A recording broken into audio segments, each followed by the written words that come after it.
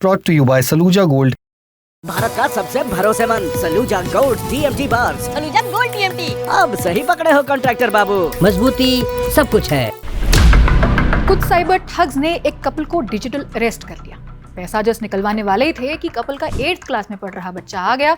गजब की समझदारी दिखाते हुए पेरेंट्स को बचा लिया। उत्तर प्रदेश के बरेली की बात है। 6 अप्रैल की दोपहर संजय सक्सेना और उनकी पत्नी घर पर थे। एक अननोन नंबर से वीडियो कॉल आया। फोन उठाया, उधर से कॉलर ने खुद को जांच एजेंसी NIA का यानी नेशनल इन्वेस्टिगेशन एजेंसी का अधिकारी बताया। उसने पुलिस की यूनिफॉर्म भी पहन रखी थी। संजय और उनकी वाइफ कुछ समझ पाते तब तक वो उन्हें डराना शुरू कर चुका था। बताया कि उनका नंबर किसी टेररिस्ट एक्टिविटी में यूज हुआ है, नंबर से करोड़ों का घोटाला हुआ है और न जाने कितने आरोप गिना डाले। जाहिरन वो उधर से बोल रहा इंसान ठग था। उसने विक्टिम को वारंट दिखाया, 10 घंटों तक डिजिटल अरेस्ट में रखा। इस दौरान उनकी एक एक एक्टिविटी पर नजर रखी गई। 10 घंटों तक पति पत्नी 1 सेकंड के लिए भी फोन से दूर नहीं हो सकते थे, घर से बाहर नहीं जा सकते थे, कुछ खा पी नहीं सकते थे, यहाँ तक कि सोते वक्त भी वीडियो कॉल ऑन रखना था। इस बीच किसी तरह ये बात कपल के 8th क्लास में पढ़ रहे बेटे को पता चल गई। उसने तुरंत पेरेंट्स को अलर्ट किया कि आप लोग डिजिटल अरेस्ट के शिकार हो रहे हो और तुरंत कॉल कट करो।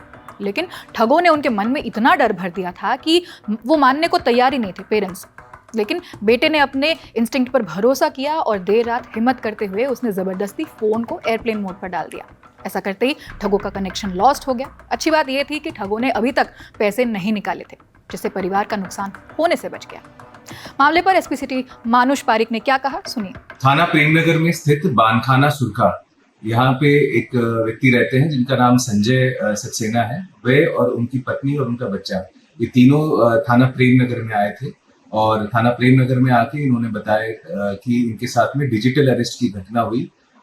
इनको लगभग 10 घंटे तक डिजिटल अरेस्ट करके रखा हुआ था साइबर क्रिमिनल्स ने, और इन्होंने काफी सारी डिटेल्स उनके साथ में शेयर भी कर दी थी।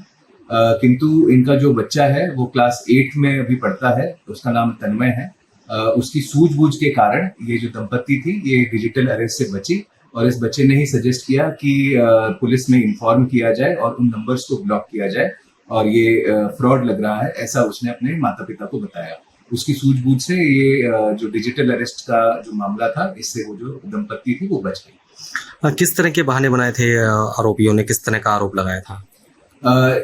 इसमें जो ये दंपत्ति है इनकी तरफ से एक तहरीर प्राप्त हुई है, उसमें सारी डिटेल्स हैं। उसके आधार पर FIR पंजीकृत की गई है IT एक्ट के अंतर्गत। और किस तरीके से इनको फंसाया गया, एक अननोन नंबर से कॉल इनके पास में आया जिसके अंदर इनको ये डराया गया कि इनका नाम किसी टेररिस्ट एक्ट के अंदर है और कुछ ऐसे ट्रांजैक्शंस हैं जिनके ऊपर इनसे क्वेश्चंस किए गए थे और वो सारी चीज़ें फर्जी थी और ये काफ़ी ज़्यादा डर गए थे। और इनको कहा गया कि आप अपनी सारी डिटेल्स, जो प्रॉपर्टी डिटेल्स हैं, जो बैंक अकाउंट की डिटेल्स हैं, आधार कार्ड की डिटेल्स हैं, ये सारी डिटेल्स आप शेयर कीजिए। और लगातार इनको वीडियो कॉल पर ही बनाए रखा।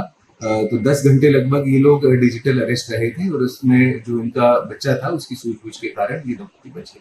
जब बेटे से पूछा गया कि उसे कैसे पता चला कि ये साइबर फ्रॉड है, उसने बताया कि वो ठग की दाढ़ी देखकर समझ गया। मतलब वो ऐसे कर रहे थे कि हर 2 सेकंड में जनाब बोल रहे थे, एक सेंटेंस खत्म होने के बाद जनाब। और सर जब वीडियो कॉल पे मैंने उनका चेहरा देखा तो उस कांस्टेबल की यहाँ तक की दाढ़ी थी। सर मेरे को शक हो गया, ऐसा कौन सा कांस्टेबल है जो इतनी लंबी लंबी दाढ़ी रख रहा है। पुलिस को बताइए आपने पूरी बात? यस सर, पुलिस को पूरा एविडेंस दे दिया। देखिए बच्चे ने कितनी समझदारी दिखाई। यही तरीका है साइबर क्राइम से बचने का, समझदारी। क्योंकि एक बार इसकी गिरफ्त में आप आ गए तो नुकसान तय है। इसलिए प्रिकॉशन ही साइबर क्राइम से बचने का एकमात्र ऑप्शन है। चलते चलते एक सलाह, कोई भी कभी भी अगर खुद को अधिकारी बताकर आपको कॉल या वीडियो कॉल करे, डराए या पैसे मांगे तो तुरंत कॉल काट दें। आप साइबर फ्रॉड के शिकार होने से बच जाएंगे।